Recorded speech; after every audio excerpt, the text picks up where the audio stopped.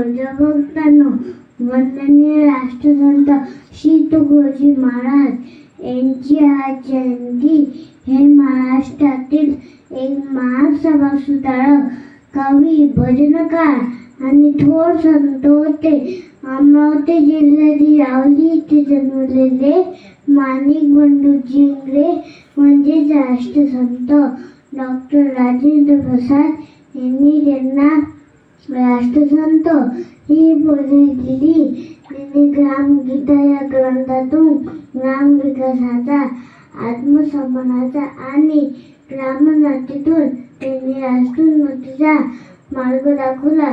अस्पृश्यता निवारण, जातीभेद निर्मूलन, अंधश्रद्धा निर्मूलन आणि व्यसनमुक्ती आणि स्त्री शिक्षणासाठी त्यांनी आयुष्यभर कार्य केले.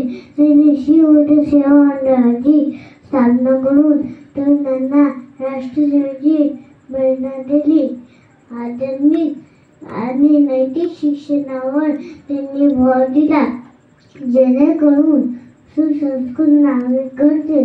राष्ट्रसंतांनी 1942च्या भारत छोडो आंदोलनात भाग घेतला होता.